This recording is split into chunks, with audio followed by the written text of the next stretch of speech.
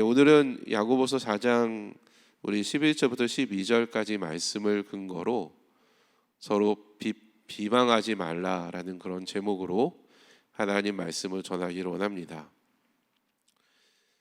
본문이 짧기 때문에 오늘은 한 목소리로 같이 한번 읽겠습니다. 함께 읽습니다. 시작. 형제 자매 여러분, 서로 헐뜯지 마십시오.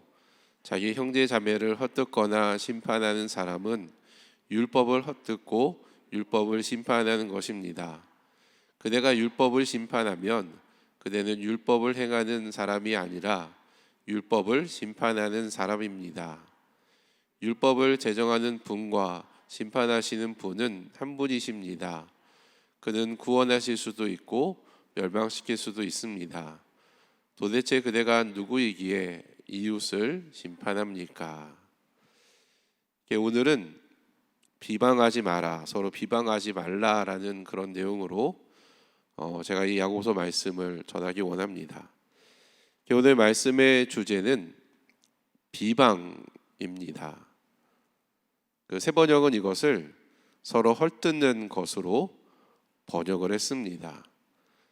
저는 이 헐뜯다라는 그 단어를 생각하면 그 들짐승 중에 하이에나가 먹이를 잡아 뜯는 이제 그런 장면들이 생각이 나는데, 우리가 누군가를 지적해 놓고 그가 쓰러지고 넘어질 때까지 계속 그를 뜯어먹는 거죠. 이제 그런 이미지가 생각이 납니다. 아마 여러분은 교회 안에서 누군가를 비방하거나 또는 누군가로부터 비방을 받은 경험이 있을 겁니다.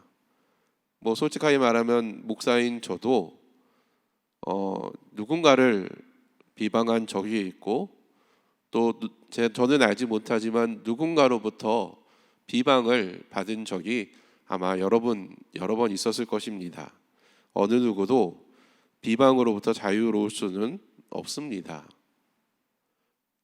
비방은 우리의 일상이 되었죠. 그런데 성경은, 특별히 야고보는 서로 비방하지 말라라고 말을 합니다. 이 말을 조금 더 구체적으로 말을 하자면, 이 비방하지 말라라는 말은 상대방의 명예를 훼손시키지 마라, 또는 상대방에게 모욕감을 주지 말라라는 그런 의미입니다. 그러니까 누군가를 비방하고 헐뜯으면 그것은 상대방의 명예를 훼손하는 것이고 상대방을 모욕하는 것이다. 사실 우리가 누군가를 비방할 때 그런 생각은 안 하지만 결과적으로 그것은 상대방의 명예를 실추시키고 상대방을 모욕하는 행위다라는 것입니다. 여러분, 비방하지 말라는 그 근거는 무엇일까요? 오늘 저는 아까 우리가 읽었던 그 짧은 두 구절을 통해서 함께 왜 우리가 교회 안에서 서로를 비방하지 말아야 되는지 그 세 가지 교훈을 좀 나누기 원합니다. 첫째는, 우리는 주 안에서 동등한 형제 자매이기 때문입니다. 여기 계신 모든 분들이 어느 누구 하나 우월하지 않은, 다 동등한 주 안에서 형제 자매이기 때문에 우리는 서로를 비방할 만한 권리가 우리에게는 없다라는 것입니다. 11절 말씀은 이렇게 시작합니다. 형제 자매 여러분, 개역개정은 보다 간결하게 형제들아라고 말을 합니다. 그러니까 형제 자매라는 것은 영적인 형제 자매, 곧 그리스도 예수 안에 들어와서 하나님의 자녀가 된 자들을 지칭합니다.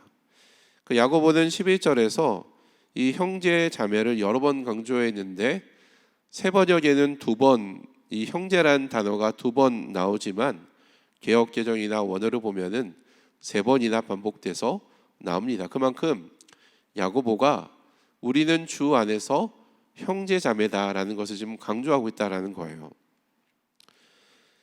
여러분, 우리는 예수 그리스도를 믿는 믿음으로 말미암아 하나 된 형제 자매들입니다. 이것은 성별과 인종, 지식과 지위, 그리고 재산의 어떤 많고 적음과 상관없이 우리 모두는 그리스도 예수 안에서 동등한 형제자매가 되었다라는 거예요.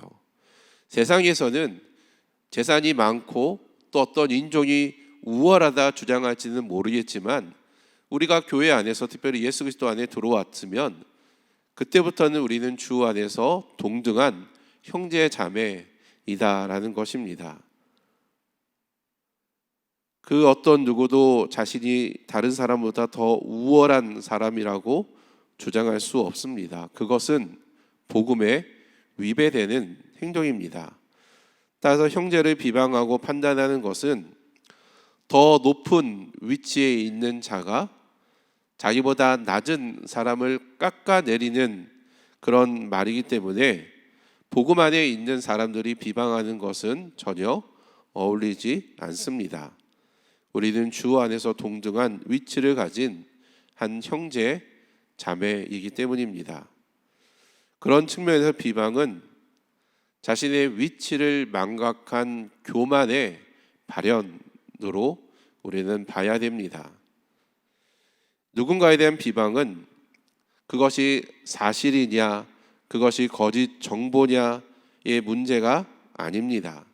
만약에 우리가 누군가를 비방할 때 그 근거 내용이 사실에 근거한다 할지라도 만약 그러한 내용이 상대방의 명예를 훼손하고 상대방을 모욕할 수 있다면 우리에게는 누군가를 그것이 사실이다 할지라도 누군가의 명예를 실추시키고 누군가를 모욕할 만한 권리가 적어도 우리에게는 없다라는 것입니다. 그리고 아무리 사실을 말한다 하더라도 비방은 우위적인 입장에서 상대방을 깎아내리는 행동이기 때문에 그것은 자신의 위치에서 벗어나는 교만한 행동입니다. 여러분, 하나님은 겸손한 자에게 은혜를 베푸시고 교만한 자를 대적한다라는 사실을 잊지 마십시오.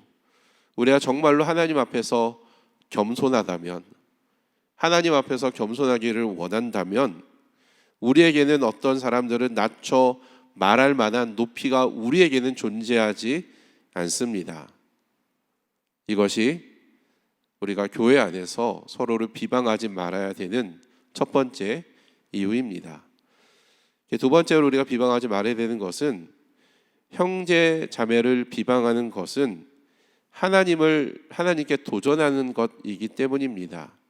우리는 그렇게 인식은 안 하지만 우리가 교회 안에서 누군가는 아무개 집사는 아무개 형제는 이래라고 비방하는 것은 결론적으로 그것은 하나님께 도전하는 행동이다라는 거예요.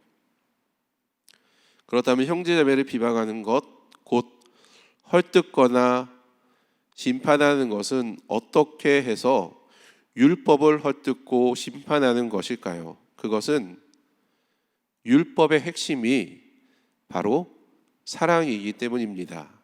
한 율법학자가 예수님을 시험하려고 모세 율법 중에 가장 큰 개념이 무엇입니까? 라고 물었습니다. 그때 예수님은 내 마음을 다하고 정성을 다하고 뜻을 다하여 주 너희 하나님을 사랑하라. 이것이 제일 중요한 계명이다. 그 다음은 내 이웃을 내 몸과 같이 사랑하라라는 계명이다 라고 말씀하셨습니다. 이런 배경에서 우리가 형제자매를 헛드는 것은 그것은 사랑을 저버리는 것입니다. 율법 중에 가장 큰 계명인 사랑을 저버리는 행동이다라는 거예요. 따라서 비방은 사랑을 핵심으로 한 율법을 비판하는 것입니다. 성경은 율법은 사랑을 말하는데 우리는 비방하는 말로 답을 합니다. 이런 의미에서 형제를 비방하고 판단하는 것은 곧 율법을 비방하고 판단하는 것입니다. 따라서 형제를 비방하는 것은 결국 우리가 율법을 행하는 자가 아니라 하나님은 우리에게 율법을 행하라고 우리에게 주셨죠. 그런데 우리가 이 형제를 비방하는 것은 우리가 율법을 행하는 자가 아니라 결국에는 율법을 판단하는 자로 우리가 벗어나는 행동이다라는 것을 말을 합니다. 율법을 심판한다는 것은 무슨 의미일까요? 그것은 율법이 사랑을 명령하는 것은 잘못되었다라고 말을 하는 것으로서, 만약에 내가 재판관이라면 나는 그런 명령을 내리지 않았을 텐데 라고 말하는 것과 같다라는 것입니다. 율법이 틀렸다라는 거죠. 이러한 행동은 스스로 율법의 재판관이 되는 것인데, 이것은 율법을 주시고 율법에 따라 판단하시는 하나님께 도전하는 것, 하나님의 명예를 시추하는 것, 하나님의 자리를 찬탈하는 것과 다르지 않습니다. 이것은 지극히 마귀적인 행동입니다. 유진 피터스는 이 부분을 그런 식의 험담은 하나님의 말씀, 그분의 메시지, 그분의 고귀한 법을 짓밟는 행위다 라고 표현을 합니다. 저에게는 여동생이 있습니다. 저를 닮은 여동생이 하나 있어요. 네, 얼마나 사랑스럽겠습니까? 그 어릴 때에 제 동생이 좀 고집이 좀 세서 자주 제 동생과 다투곤 했는데, 그때마다 부모님은 남매끼리 싸워서는 안 된다라고 가르치셨습니다. 부모님은 무엇보다 다른 공부를 잘하거나 못하거나 어떤 부분에 소질이 있느냐 없느냐, 그거보다는 형제들끼리, 그러니까 남매끼리 서로 다투고 싸우는 것을 제일 걱정하셨어요. 야고보가 사용한 단어를 표현하자면 서로 헛뜯거나 심판하지 말고 서로를 돌보고 서로를 사랑하라 라고 말씀을 한 겁니다. 그런데 만약에 저희가 그 말을 듣고도 계속해서 그 말을 무시하고 다툰다면, 그것은 서로를 공격하는 것, 남매끼리 서로를 무시하는 것뿐만이 아니라 그 말을 한 부모님을 무시하는 것과 진배 없습니다. 그런데 여러분, 이런 일들이 어떤 한두 번이 아니라 계속 부모님은 이것을 말을 하는데, 우리가 그 반대의 행동을 계속해서 한다면 어떤 일들이 일어나게 될까요? 오늘 본문이 정확하게 그것을 이야기합니다. 형제자매를 비방하는 것은 율법을 비판하는 것이고, 율법을 주시고 율법대로 판단하신 하나님을 무시하고 도전하는 것이다 라고 지금 말을 하고 있는 것입니다. 이것은 엄청난 죄악이고 위험한 발상입니다. 왜냐하면 하나님은 능히 구원하시기도 하시고 멸망시킬 수도 있는 분이기 때문입니다. 한번 여러분, 부모된 입장에서 여러분의 자녀에게 어떤 말을 했는데, 자녀가 계속해서 지속적으로 부모인 여러분의 말을 무시하고 반항하고 조롱하고 반항적으로 행동한다면 여러분 어떻게 하시겠습니까? 갈등이 있겠죠. 다툼이 있고, 심한 경우에는 이런 일들이 계속해서 반복되다 보면은 부모와 자녀 간의 인연을 끊는, 더 이상 우리 만나지 말자, 그냥 따로 그냥 알아서 살자라고 말하는 분도 있을 것입니다. 그런데 하나님은 최종 재판관으로 사느냐 죽느냐의 권한을 가지신 분입니다. 우리는 구원하지도 멸망시키지도 못하는 피조물인데, 구원과 파멸의 절대권을 가지신 하나님의 위치에 도전하는 것은 있을 수 없는 일이다라는 것입니다. 그래서 우리가 서로를 비방하지 말아야 된다라는 것입니다. 그 세 번째로 비방하지 말아야 되는 이유는, 비방은 그리스도인의 정체성에서 어긋나기 때문입니다. 한마디로 비방은 그리스도인들과 맞지 않다, 어울리지 않다라는 겁니다. 그 야고보는 결론적으로 도대체 그대가 누구이기에 이웃을 심판합니까? 라고 되묻습니다. 도대체 그대가 누구에게 이웃을 심판합니까?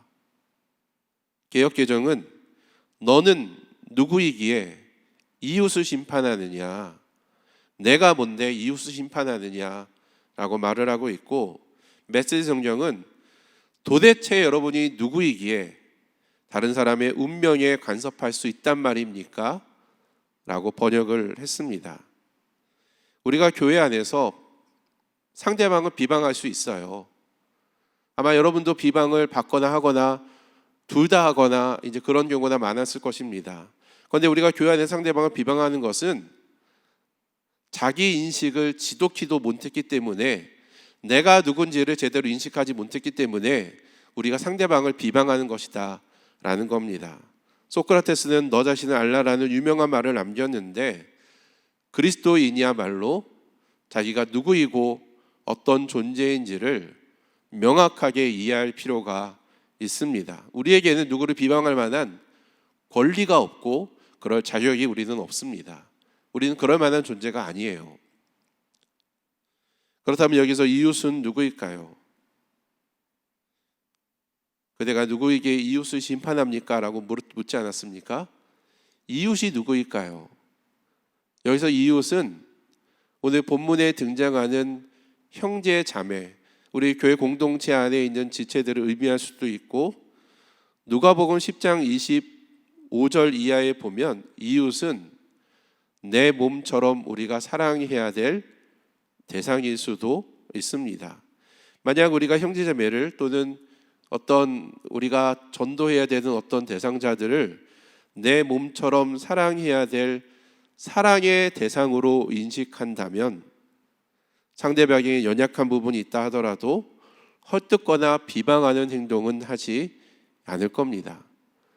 우리가 내 자식은 사랑하는 대상이기 때문에 내 자식이 뭔가를 못하고 잘못됐다 하더라도 그것을 헌담하거나 헐뜯거나 비방하거나 뜯어먹진 않지 않습니까? 그것은 그리스도인이라는 정체성과도 어울리지 않는 행동입니다. 제가 간혹 제가 예수 믿고 나서 특별히 하나님께서 부르시고 신학교에서 이제 공부하고 난 후로는 제가 욕이란 것을 해본 적이 없었던 것 같아요.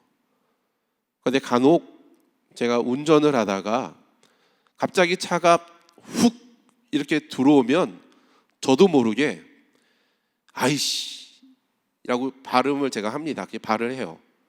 그러면 제 아내가 뭐라고 하냐면, 아니 목사가 욕을 한다고 막 저한테 막 뭐라고 그럽니다. 그것은 목회자인 저에게는 그런 말, 뭐 아이씨나 뭐 어떤 욕들은 저에게 어울리는 말이 아니기 때문입니다.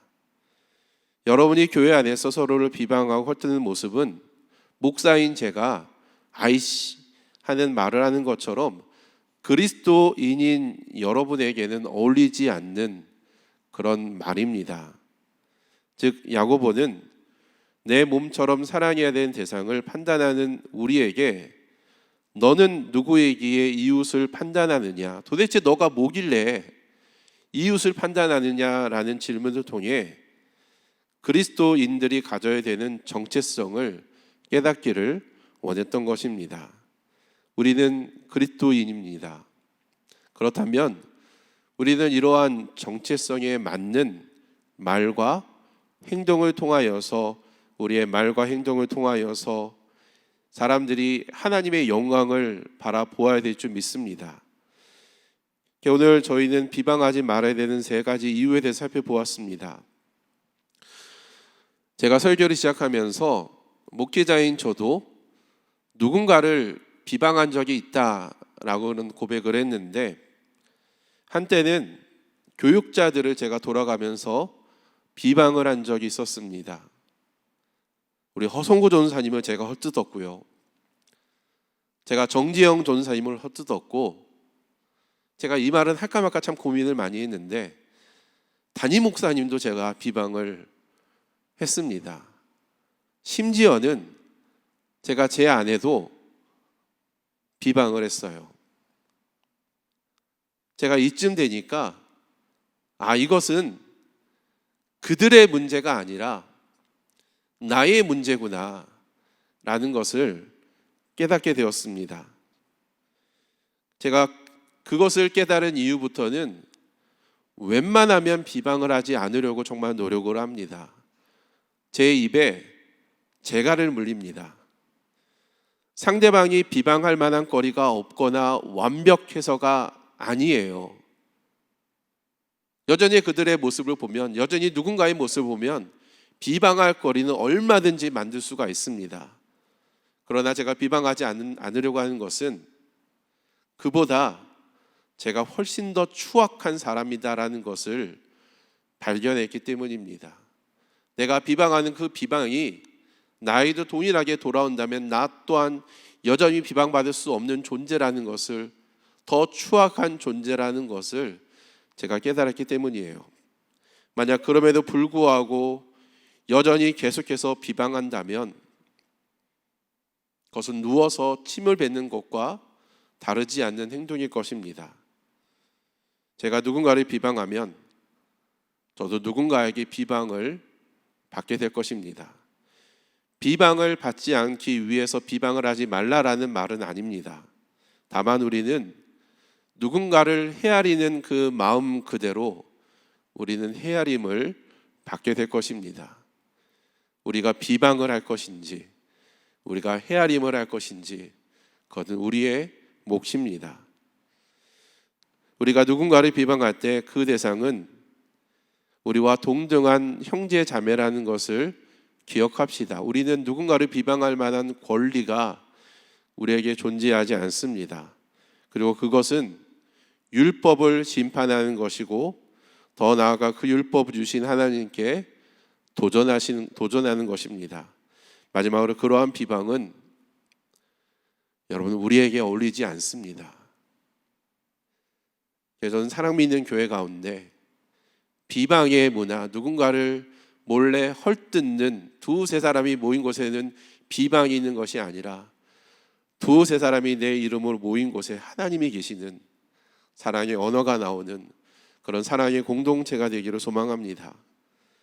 형제를 바로 알고 나를 바로 알고 율법을 바로 알고 하나님을 바로 안다면 우리는 더 이상 비방하는 죄를 범하지 않게 될 것입니다.